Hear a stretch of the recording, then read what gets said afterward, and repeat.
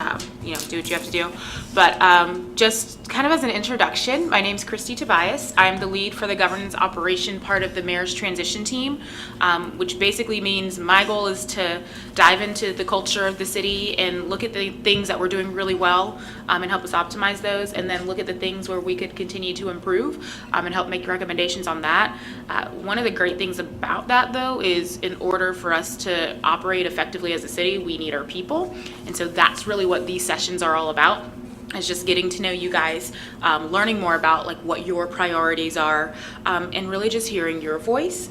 I don't work for the city. I volunteer my time, and so it's one thing to be here volunteering your time. It's another thing to understand what it means to be immersed in the city day in and day out. So I've set up these sessions just as that opportunity. It's nothing punitive. I know your bosses may have been like, you must come to this session, which I really appreciate, but it really is just an opportunity for me to hear your voice, your feedback, and just learn more about what makes you tick and your thoughts and recommendations on what we could do better within the city. So that's what this session is about. The feedback from this session, I've got that question a lot. It's like, what do you do with all this information? I use it to help me understand better about the recommendations that I need to make for Mayor Robinson as part of the transition team. So I've had four public input sessions. Two of them were leadership based at the beginning of the month. They're focused on leadership goals and development as well as accountability. And then the last two, which this is my last one, for now, are more employee engagement and reward and recognition, as well as growth and development focused. So again, getting your feedback, getting your thoughts on that. And then I just take all of that information. We've got Barbara Scott Payne, who's here taking vigorous notes throughout. She's amazing. But we just take all of that information and really help formulate a plan of action that will be the best benefit to you guys. During our last session, we brought like 10 or 20 different chairs all the way up here, and it was pretty filled. So I expected this session to be a little bit lighter, but I really, really appreciate y'all being here. My commitment is that we will spend the first 45 minutes going through the loosely put together agenda. I like to use that as a guide, but whatever comes up is what comes up. So I'm all about being flexible about the things that we discuss. And then the last 15 minutes will be open to public input. Depending on the volume of people that we have doing public input, what I've also offered is that after the end of the session, I will stay here as well. A lot of people prefer to have one-on-one time. I think I had a line of about 25 people last time for one-on-one time, which was fun and slightly terrifying because I turned around and there was just like a line of people. I was like, that's great, but it means that there's a lot of input, which I love. So there's never too little feedback, and I'm just excited to get to see y'all and for you guys to be here. Welcome, my friend. Good to see you again. So what I would first like to do, and I know this will be terrifying for some of you, is I'd love to go around the room and I'd like for you to say who you are and what department you represent. I know a lot of information that you have to share, but if you don't mind doing that, that'd be great. Ms. Renee, we'll start with you. Good morning. I'm Renee Pierre Robinson, and I'm in HR. And I'm Don Prayer. I'm with the City Council. And I'm Alicia Swollard. I am not an employee of the city. I'm with Lighthouse Health Plan. Just want to learn more about the city and how we can fit in. Perfect. Reginald Watson with Technology Resources. Trudy Nichols, also with Technology Resources. Barbara Scott Payne. I'm part of Quint Studer's transition staff. I'm Cindy Cinderella. I'm with the sanitation department.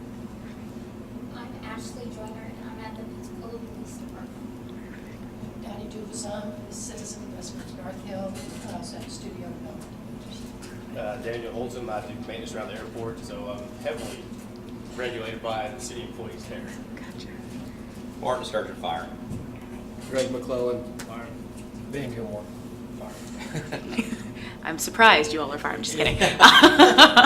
Thank y'all so much.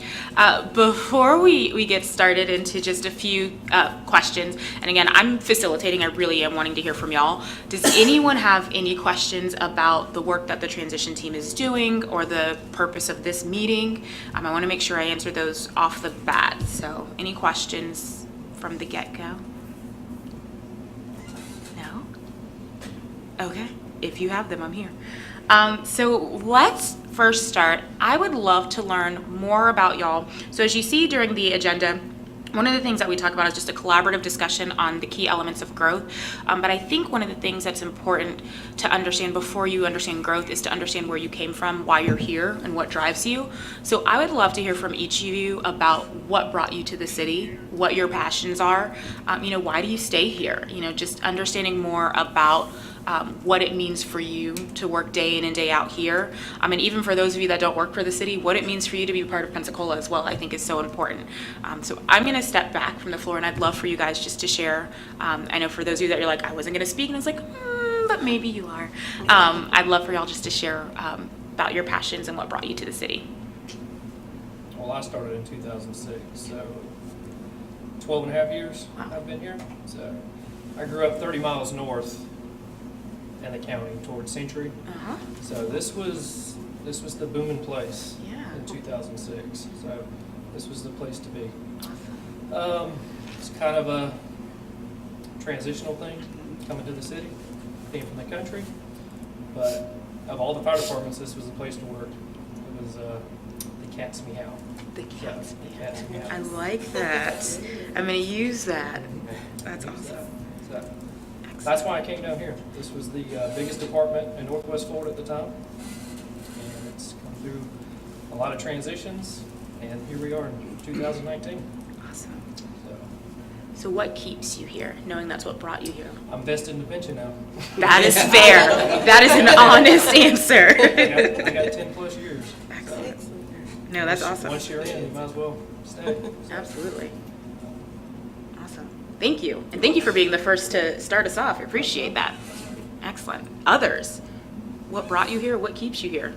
I'm accidentally looking at you, but it's you're right there. Just waiting. Like, go ahead, Greg. You can do this. Yeah, we came in at the same time, pretty much like a month apart. I've had family that worked for the city since before I was born. And, they talked about how great it was working for the city itself. And, I joined the fire department, and it was just a good fit for me. Being a part of a team, playing sports my whole life, that was my life. So being a part of a team with the firefighting, that's a whole, just a brotherhood kind of thing. And it's just a good fit for me. And the reason why I stay, vested in the pension.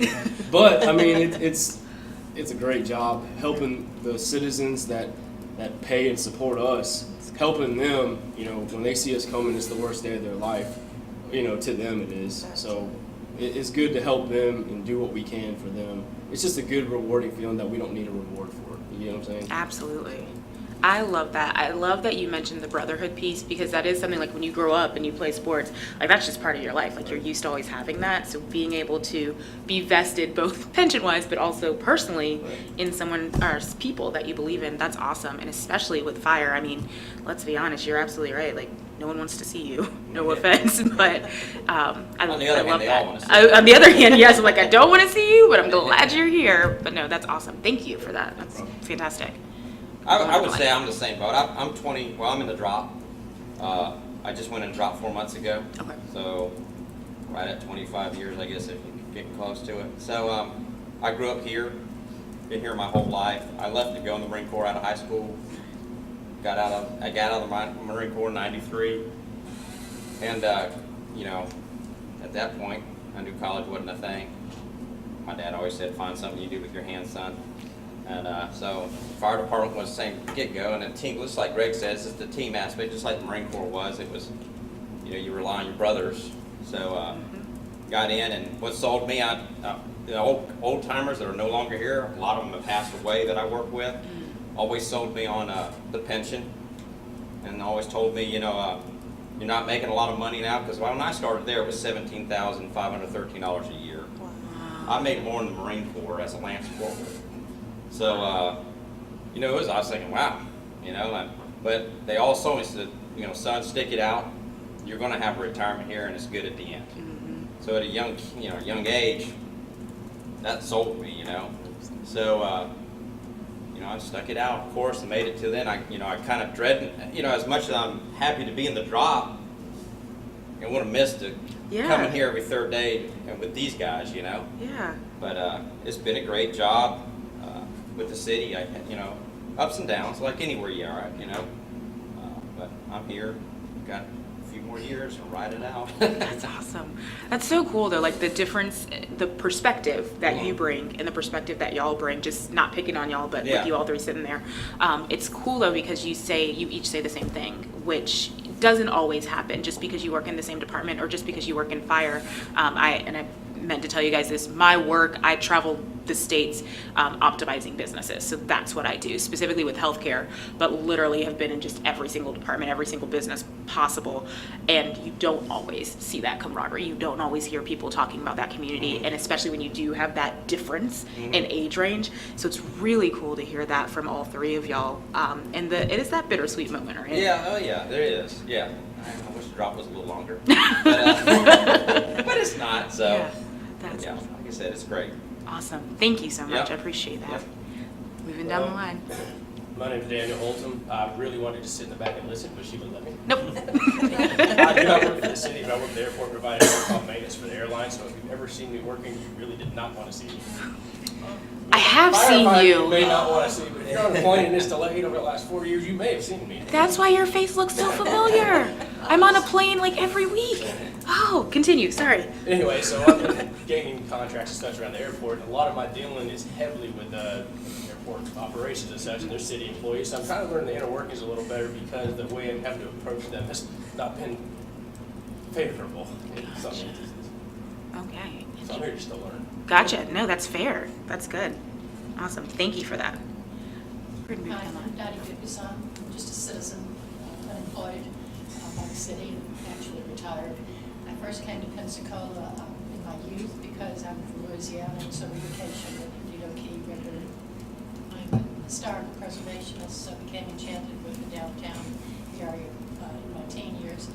And then back in the early 2000s, got a call to come here to support a NAMRO project out of the Navy base. That was an emergency project for reorganizing an older project.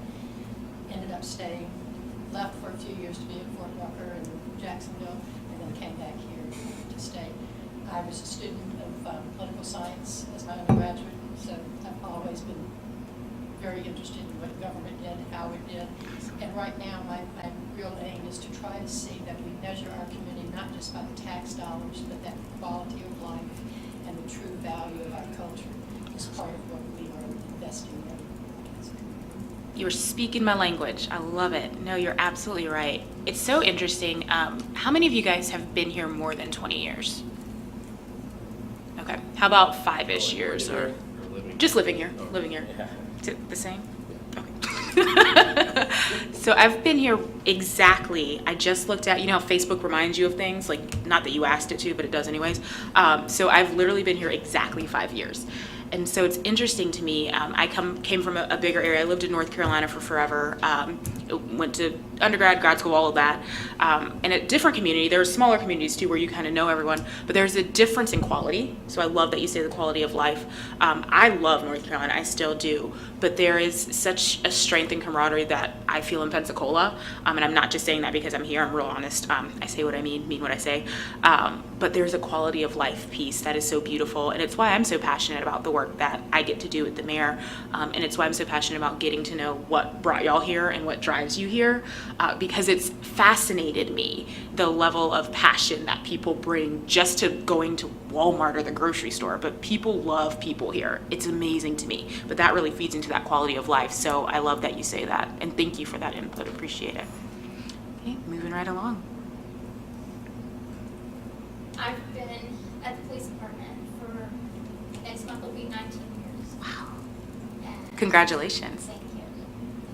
Looking. Retirement and benefits and things, but I kind of fell into it. I didn't have a clue what I was getting into. You know, just kind of fell into a good job and the people. I've loved it. Do you know? I love it. Awesome. Is that what keeps you here as well? Yes, It's just that love. Yes. And that's enough. I'm more happy than not. Love that. That's a great way to put it. I'm more happy than not. I like that. That's a great saying. I'm going to steal that too. I'm stealing the cat's meow, and more happy than not. I'm going to quote y'all for that. Thank you for that. I appreciate it. Cindy with sanitation. I come from Pace, but I drive over here to Pensacola. I kind of just had an opportunity with this job. Started out in yard waste, and I just recently became a supervisor of the garbage. Congratulations. And so I want to learn and try to help make things in the community better than what it is now. Excellent. So we've got a new director. I'm really hoping it's looking good. So I'm looking hopeful and hoping we can make changes for the better. Excellent. Love that. And I love that you say that because we're going to talk a little bit about that too. So remember that thought. Awesome. Yes, ma'am. I'm Barbara Scott Payne. I was born and raised in Pensacola and moved back for a teaching job after I graduated from school. I wanted to go elsewhere, but there weren't jobs, so I came back home and I haven't left. So I've just loved seeing the growth of Pensacola, and that's what drives me to stay. Working for Quint, I get to see firsthand positive things that are happening in the community and citizens making it better, so I've really enjoyed that. And I have to manage at Barbara Scott Payne. She is literally the wind beneath my wings. Like, I love her and mean it so much. But there are people in your life who don't just support what you're doing, but are really live it and breathe it and love it. And that is what I love about Barbara Scott Payne. So I appreciate you. So I always have to say that whenever I see her. Let me not get emotional because I would. Moving on to Miss Trudy. Well, as far as what brought me here, I was actually in Washington State, and I had been doing networking, and so when I came here, I had gone to school for my next degree, which was in software, and so I was doing developing. And so that's how I got here. Basically, is we moved here to be closer to my parents, who are in Montgomery, but also because it gave me the opportunity to do the coding side, software development kind of things, as opposed to networking side. So it was a challenge, a lot to learn. And I think that's what keeps me here as well, because I love challenges, and I love one thing I love about technology is it changes all the time. Amen to that. If there's something that you can never stop learning, technology is that one thing I feel that if you want to stay on top of the game, you've got to continue learning.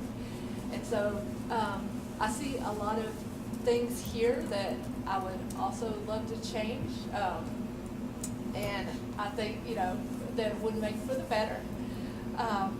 And of course, I would want input. It's not that there is anything specific, but I just think that as IT, we need.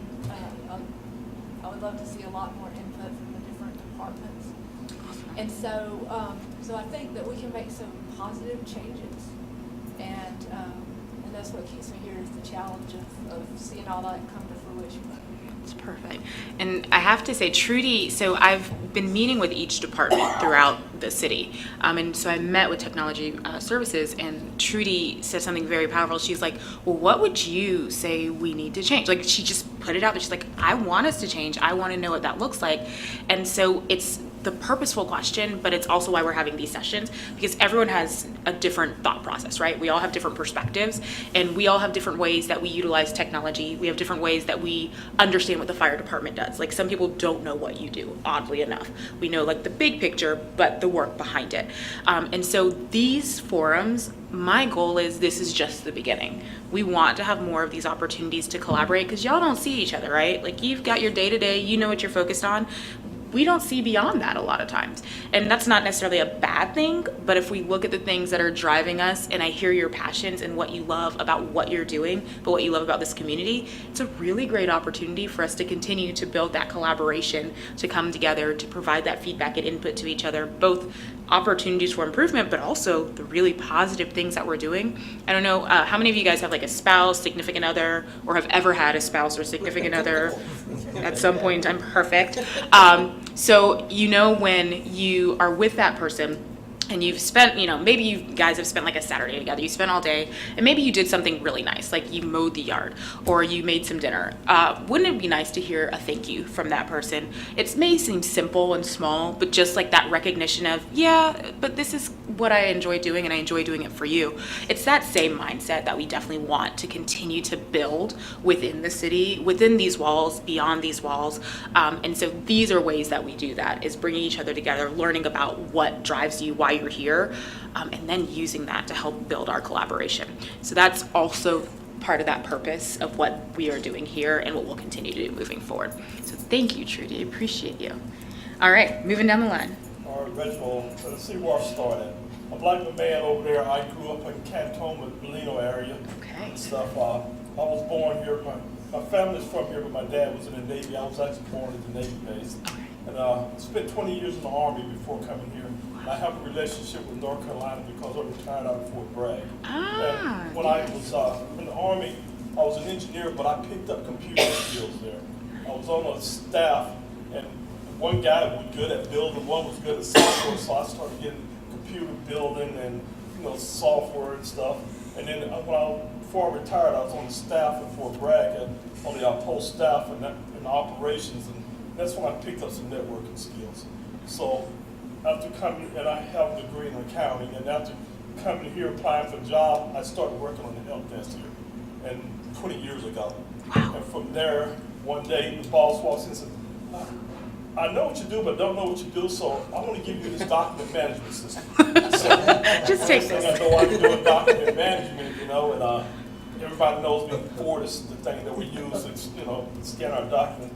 And we're moving to another system now, but it's the challenge for me, because there's so, I do database administration, document management, workflows and stuff, and that's what keeps me coming to work, is that little challenge. And sometimes when we have this problem, it's like, oh my God, how do we figure this out? You finally figure it out, and you get it working, and like my daughter says, she lives in North Carolina, she's in Durham. Okay. And she says, I'm not a geek, I'm an overachiever. Yeah. So I try, that's why I see myself taking that challenge and being that, I like moving the city forward as far as technology goes, because we've come a long ways, since I've been here, as far as, the way we do things. Before, we float all this paper around, nobody knew where it was, and now we get things done a lot more proficient and, a lot easier and stuff, So that's what keeps me going. And seeing somebody say something I developed or done that says something like, hey, no, let's do it this way. It's a lot easier, it's much more proficient, so that, makes me feel good. Awesome.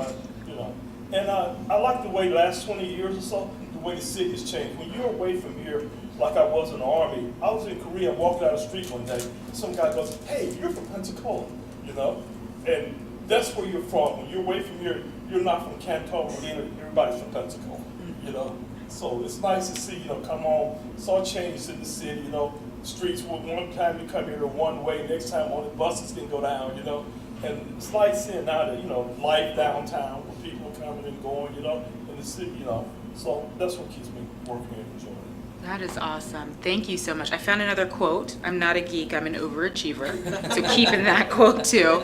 That is fantastic. It's so interesting you say that though. You're from Pensacola. I've heard that so much just living here. It's like, well, I'm from Pensacola, but I live here. It's like, oh, okay. That's the thing. It is. We're all from Pensacola. I love it. Thank you so much. Moving down the line. Well, much like Daniel, I thought I would be sitting in the back there listening and taking notes. But this is fun. I'm so glad I came. I don't know that I've ever been in a room with as many natives. Usually I'm the only one. I'm a native of Molino, aka Pensacola. So what brought me here are my parents. I've lived here my whole life, went to school here.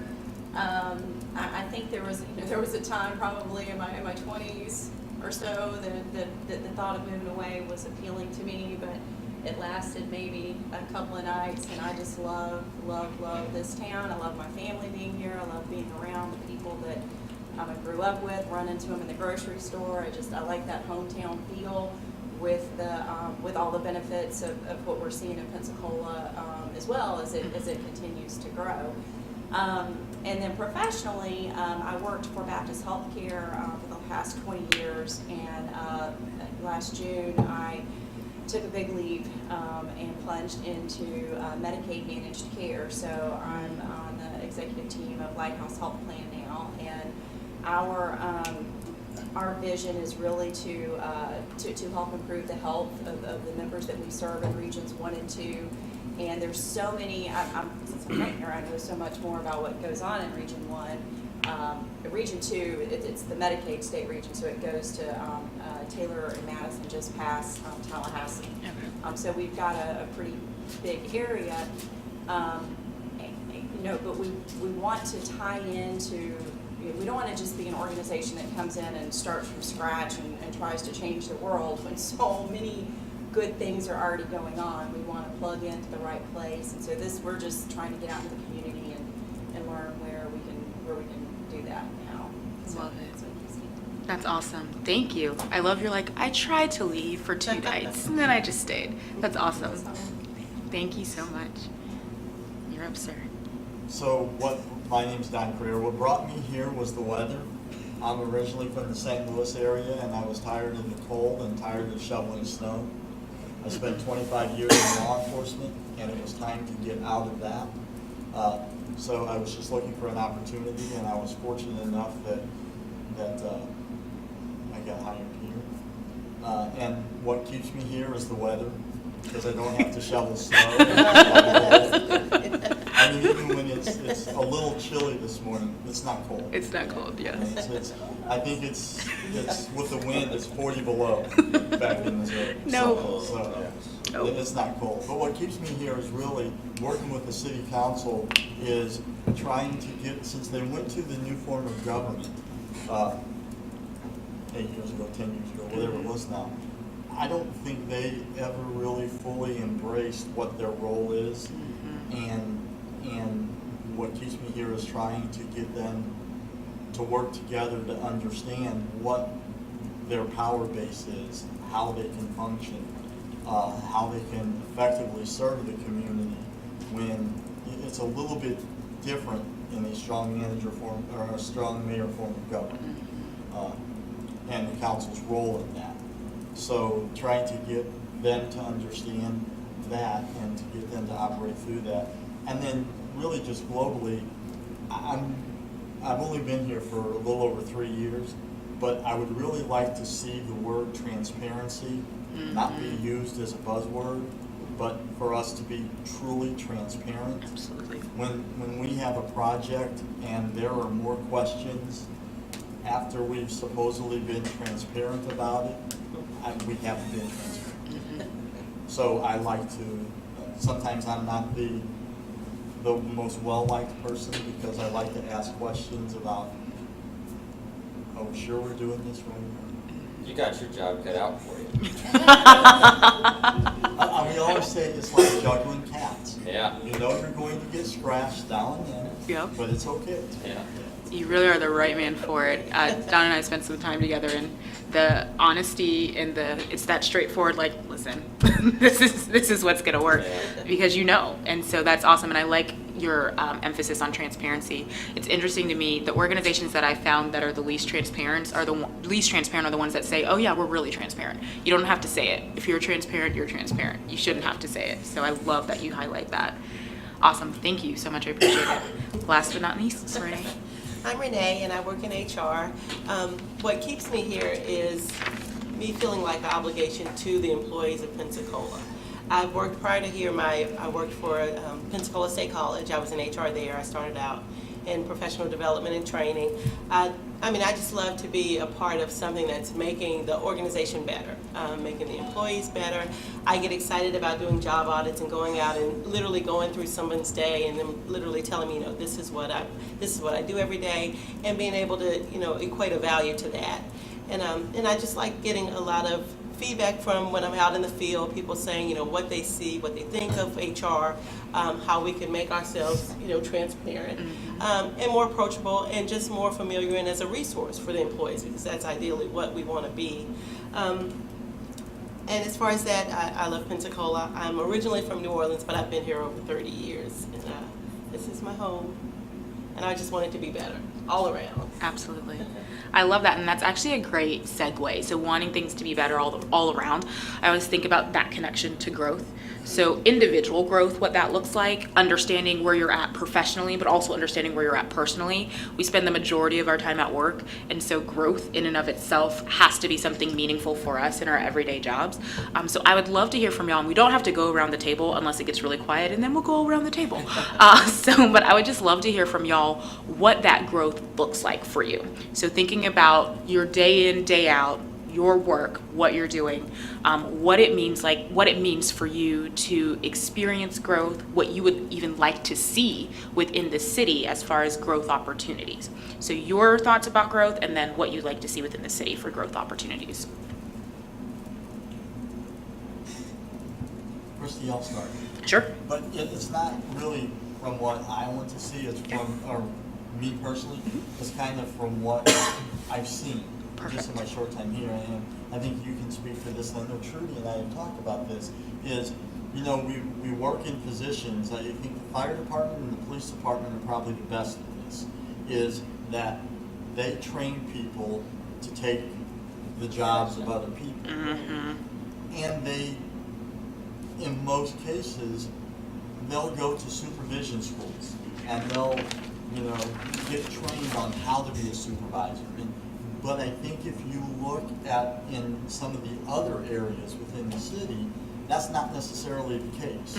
It's just because you've been here for X number of years, you get promoted into that supervisory position, but you've never been taught how to be a supervisor. Absolutely. And from an HR standpoint, it has to be frustrating because you get supervisors who, and I'm not saying it happens here, but who routinely violate the law because they don't know it. And I agree, and I can even elaborate on that as well, Dawn, because in my capacity as a class and comp analyst, I am assistant administrator for our performance evaluation system. And a big part of that is the supervisors and how in tune the supervisors are with their employees and evaluating them. And some of them just don't have the tools or the skill set to be able to do that properly. So it's literally become kind of generic across the board. And so, you know, with putting out trainings there for employees, we try to encourage employees to come to trainings. Cindy's one of my new supervisors who's gone to trainings.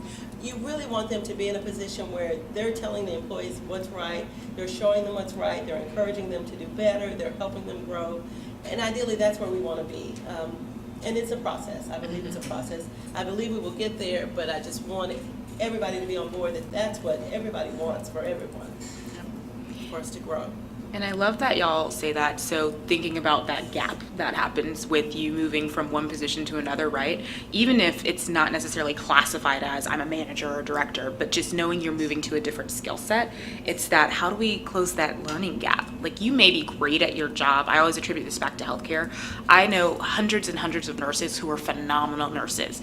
You move them into a supervisory role and within about a year, they're no longer at that organization because it just wasn't, they weren't trained, and it wasn't necessarily that it wasn't the right fit, it's that they didn't know how to make it the right fit because no one gave them just that little bit of understanding of what it means to be a leader versus someone that has been in just a role that they love so much.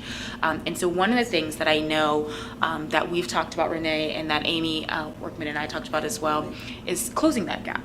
Starting to put into play more of those opportunities and programs beyond the leadership level, but at our level, at our employee level, where we're starting that succession planning. So you start at the bottom and move your way up. And I wouldn't even say that, you just start. You start putting in place things that will help grow people, whether it's within your own role or whether it's moving you to the next level. And so those are things, again, speaking my language, it's a lot of what I do, period, in my day-to-day, but those are things that I definitely feel like we could really infuse into the city. The other part of that, too, is understanding that sometimes people are happy where they are. and that is completely okay. But there are also opportunities to infuse some things like, okay, well, and this is where the conversation comes and getting y'all's feedback, but what does that look like for you? Like being happy with where you are, understanding and loving the challenge of what you do is awesome, but are there other things that you would like to see as far as development programs that may not move you to another level, but will keep you engaged and developing your skills? So thank you both for mentioning that, because that's definitely something that's part of the recommendations that we're moving forward with. But would love to hear more from y'all about what growth looks like. And then again, what you've seen as well would be fantastic, or even just thoughts that you've had about it. Well, I totally agree with him about, me being, as a new supervisor. I think there's a lot more room for us to have some training opportunity. There's a lot of things that's, in my department that's been done a certain way. You ask, why are you doing it like this? And it's like, well, that's the way we always done it. I'm not happy with that answer, Yeah. and I never have been. And I am the only woman in that department as well. And so that makes a bit, a difference for me. So I'm kind of, I'd like to see I'd like to see women be more, in a role and have the opportunity to be able to go to these trainings and just get more information that we're getting right now. It's kind of, I think it's a real overlooked issue in our department. I really do.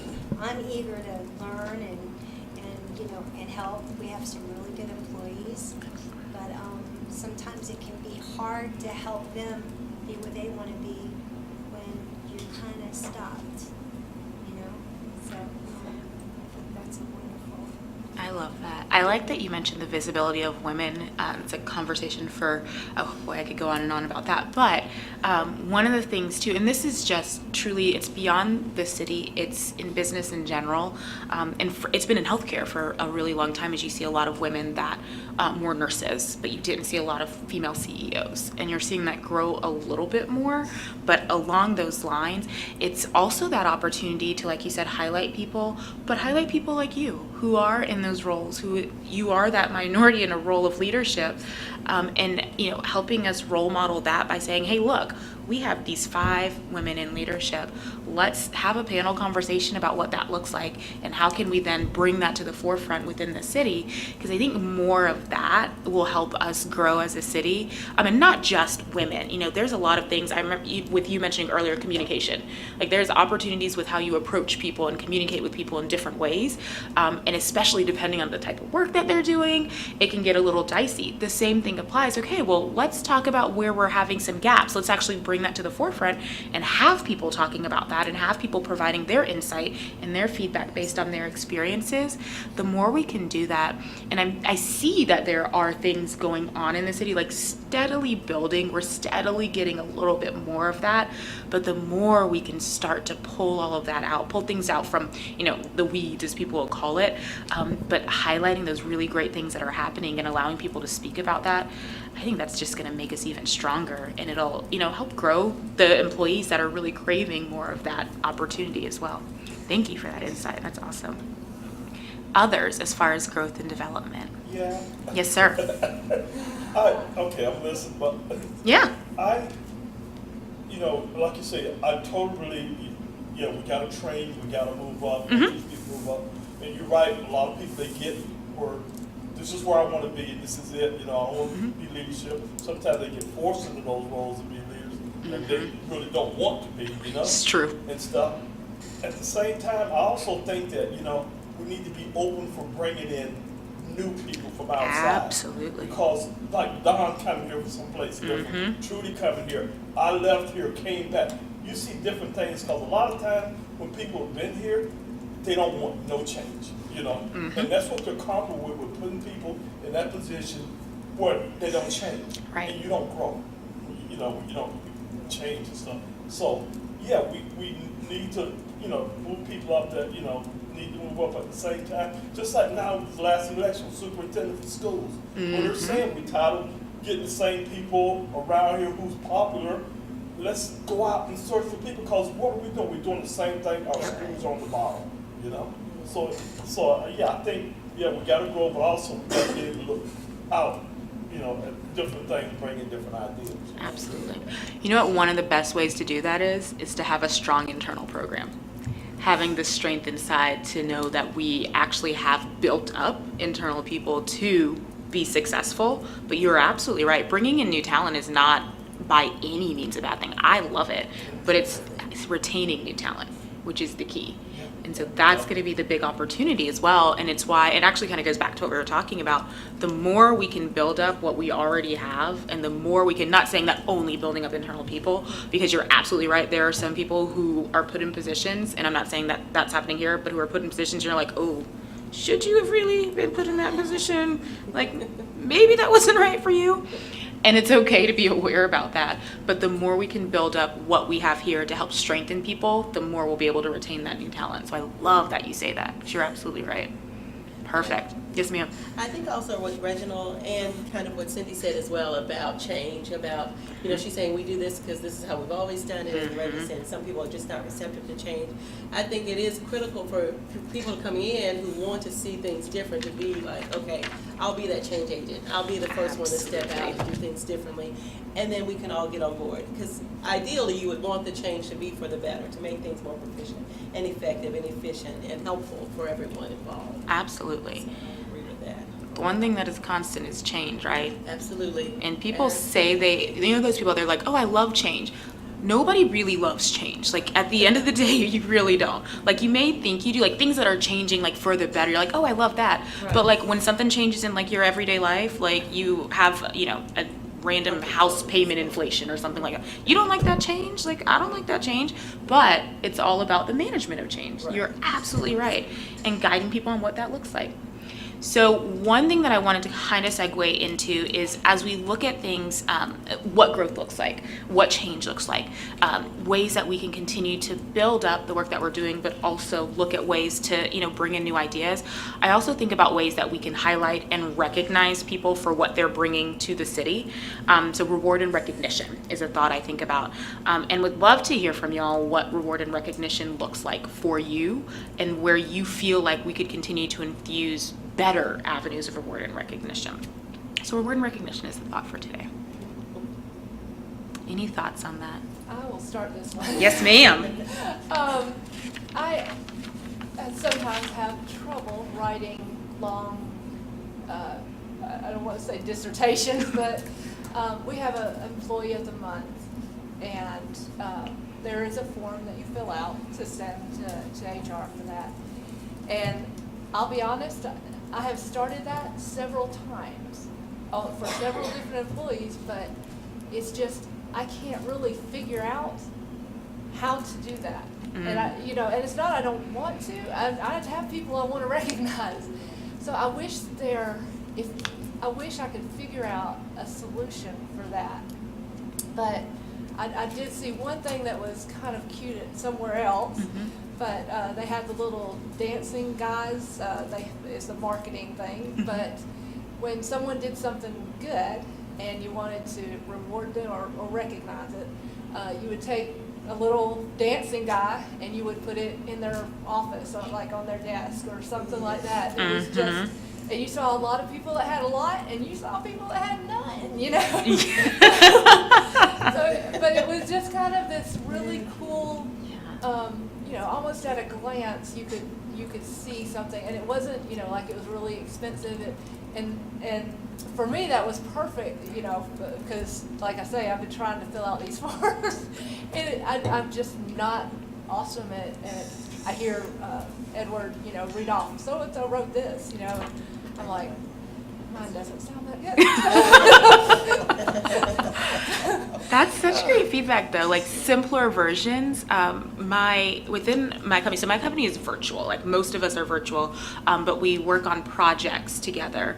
And so we started doing superlatives. Y'all remember senior superlatives, like in high school, or I don't know if they had them in college, but like most school spirit, or like most likely to win a Super Bowl or something like that. So we started putting those in our meetings, and it's amazing the level of engagement that happens with that. because it was silly and it was fun, but it was recognizing people for just what they do every day. And you also notice the people who don't like have any superlatives. You're like, most likely to bring a pen to a meeting. Good for you. Like, but it stands out because you want to make sure like you want to take it to that next level of recognition.